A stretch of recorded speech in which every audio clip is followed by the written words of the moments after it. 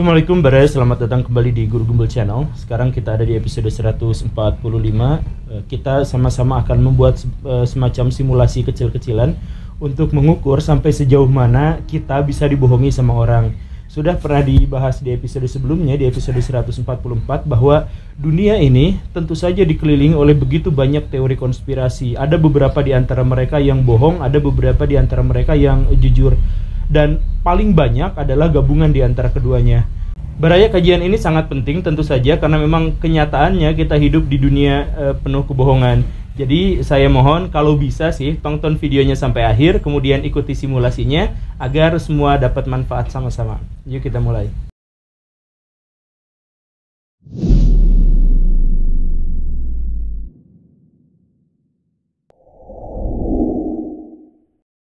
Baraya, begini, sesungguhnya misteri itu adalah bagian dari realitas alam, sesuatu yang tidak pernah kita ketahui atau sesuatu yang belum akan kita ketahui jawabannya. Nah, misteri ini mengantarkan manusia kepada ilmu pengetahuan karena misteri itu menghasilkan kepenasaranan. Kepenasaranan itu diberikan oleh Tuhan kepada manusia agar manusia bisa berpengetahuan. Setiap ada sesuatu yang janggal, maka muncullah misteri. Kemudian manusia penasaran, maka dibongkarlah misteri itu. Terbongkarnya misteri itu menghasilkan pengetahuan, dan pengetahuan yang berakumulasi dengan metodologi tertentu akhirnya menghasilkanlah ilmu. Jadi ilmu itu muncul dari misteri. Nah, kalau masyarakat memiliki kultur yang baik, maka misteri itu mengantarkan kepada pengetahuan seperti yang saya sampaikan tadi. Tetapi beberapa kultur masyarakat itu adalah kultur yang jelek dalam memahami misteri, sehingga orang-orang Indonesia malah terjerumus ke dalam kebohongan-kebohongan atas nama misteri. Misal begini Baraya, ketika orang-orang Eropa terpapar oleh semangat kepenasaranan dalam mengungkap misteri, orang-orang Indonesia terpapar rasa keheranan, bukan kepenasaran tapi keheranan. Jadi kita itu lebih senang dengan heran daripada penasaran.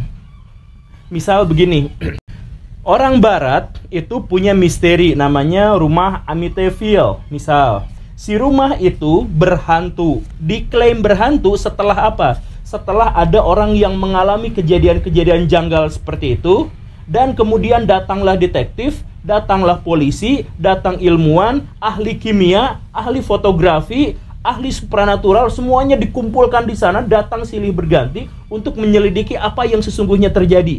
Ketika mereka gagal menemukan bukti ilmiahnya, ketika mereka gagal bisa menjawab dari misteri-misteri itu, akhirnya mereka mengklaim di situ memang ada misteri besar. Jadi misteri itu muncul karena mereka gagal dalam berpengetahuan. Orang Indonesia terbalik. Ada rumah kentang. Tidak ada satupun yang bilang di sana janggal. Hanya ada orang yang bilang setiap malam tertentu di sana bau kentang. Sebenarnya jawaban dari misteri ini mudah saja. Tanyakan pada orang sekitar, tanyakan kepada pemilik rumah, tanyakan pada para ilmuwan, tapi tidak ada satupun yang mau melakukan itu. Yang terjadi adalah dari mulut ke mulut. Oh, di sana ada itu, di sini ada itu. Tidak pernah ada penyelidikan tentang apapun terkait di sana, tapi langsung bahkan difilmkan. Jadi misteri orang Indonesia itu misteri yang murahan karena tidak muncul dari penyelidikan. Jadi saya ulang, misalkan Baraya di contoh lain di masa lampau. Manusia-manusia praaksara kebingungan bagaimana caranya ada air turun dari langit. Mereka tidak mengerti bagaimana mekanisme terjadinya hujan. Maka mereka berpikir, mencari logika dan sebagainya, mereka gagal. Akhirnya mereka menghasilkan agama, yaitu ada dewa di awan yang menurunkan hujan.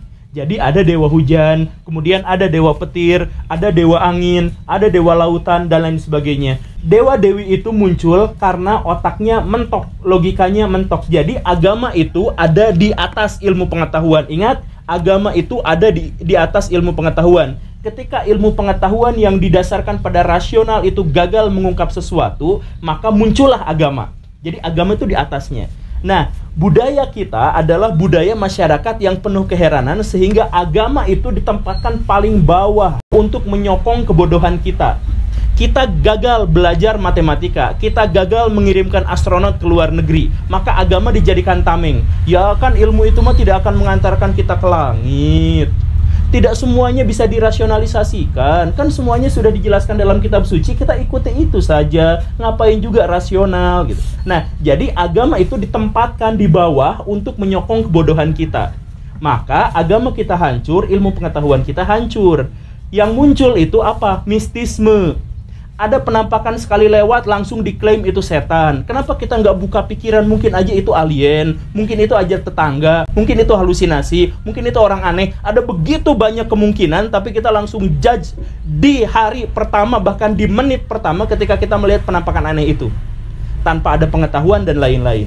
Nah, kultur jelek ini menghasilkan segala sesuatu kita dipenuhi oleh kebohongan dan kebodohan. Baraya, orang-orang bodoh itu adalah bahan bakar utama dari kapitalis. Orang-orang bodoh itu adalah bahan bakar dari orang-orang yang pengen berkuasa secara instan. Karena mereka mudah saja dibohongin untuk mencapai tujuan-tujuan tertentu dari orang yang sedikit lebih pintar daripada mereka. Makanya, saya minta sekali lagi, penting bagi Baraya untuk nonton video ini sampai akhir. Saya ambil contoh yang sangat simpel Baraya, terkait dengan piramida misalkan. Ada begitu banyak artikel di internet yang mempertanyakan bagaimana sesungguhnya piramid dibangun.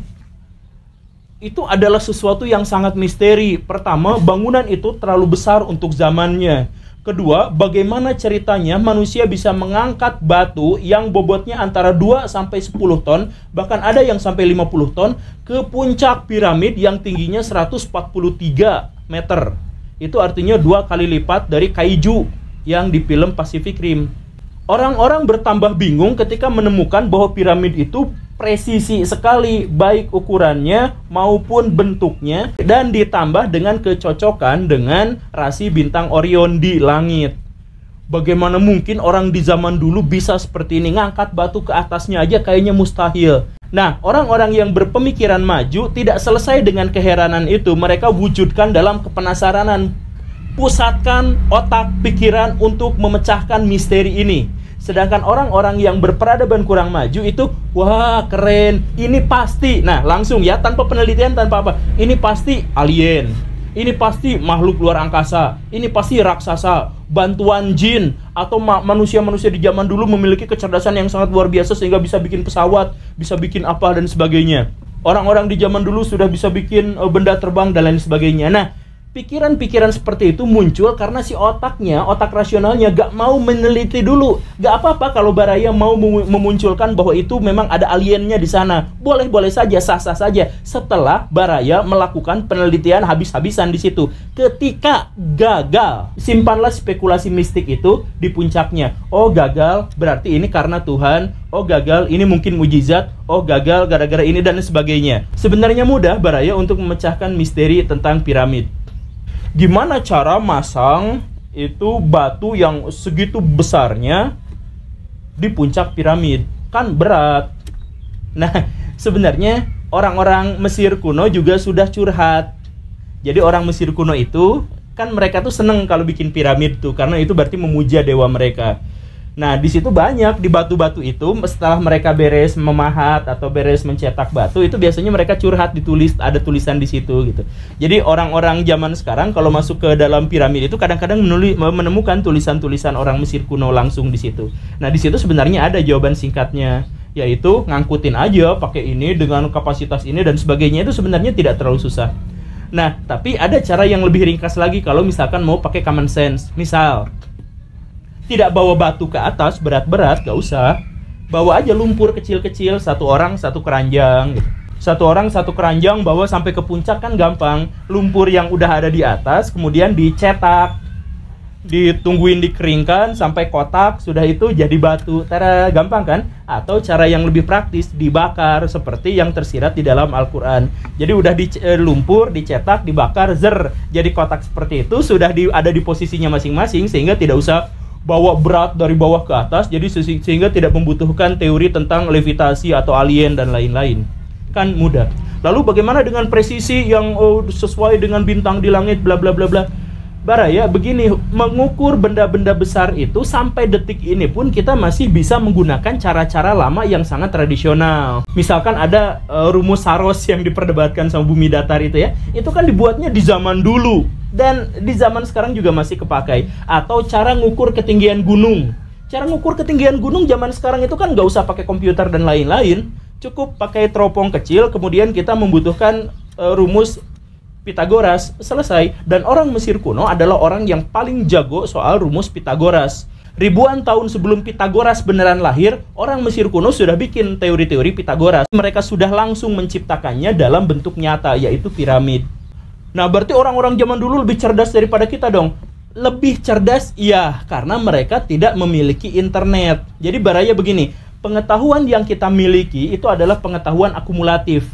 Kita lah mampu menciptakan handphone, tetapi ada jutaan orang sepanjang sejarah yang menciptakan partikel-partikel kecil untuk menciptakan HP yang segede gaban kayak sekarang kita ini.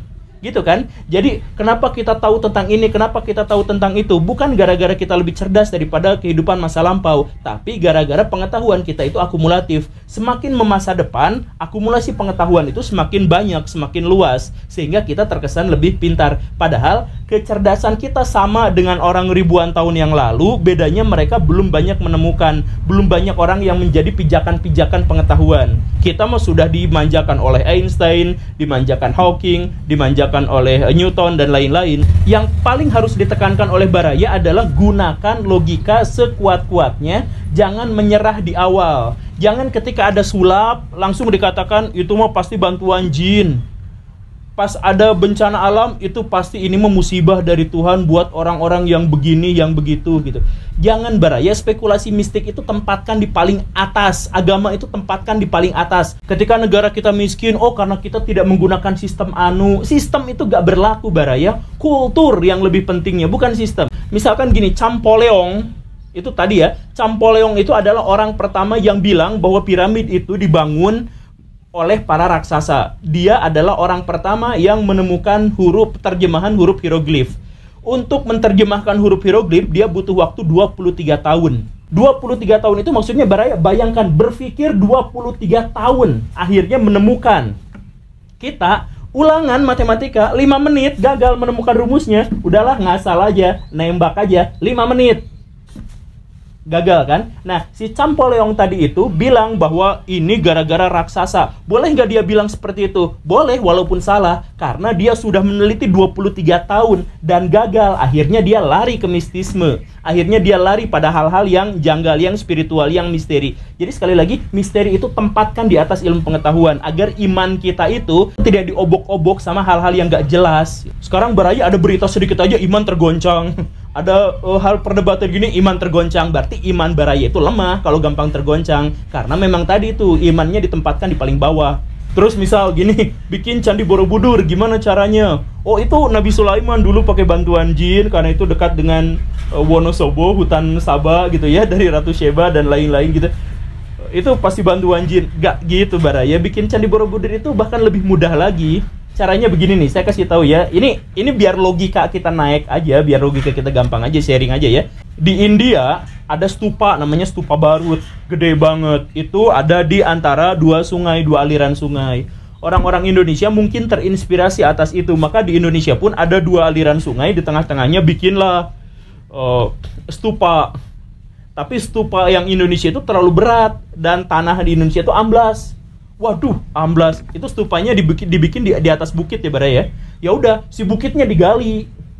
Dibikinkan pondasi untuk stupa itu. Tapi bagus, dibikinkan lagi ke bawahnya, bikinkan lagi ke bawahnya, bikinkan lagi ke bawahnya. Jadilah Candi Borobudur. Jadi Candi Borobudur itu dibikin dari atas terus ke bawah. Jadi bukan menaikkan batu ke atas, tapi menggali tanah di sekitarnya ke bawah. Jadilah Candi Borobudur. Nah, Candi Borobudur karena dibuatnya dari atas ke bawah, akhirnya jadi cekung kan, bikin cekungan kayak gitu. Nah, kemudian karena ada di tengah-tengah 2 aliran sungai itu, dibanjirilah. Jadi bikin telaga di tengah-tengahnya. Jadi kalau baraya lihat Candi Borobudur dari atas di abad ke-9, abad ke-10, baraya akan melihat teratai yang mengambang di telaga.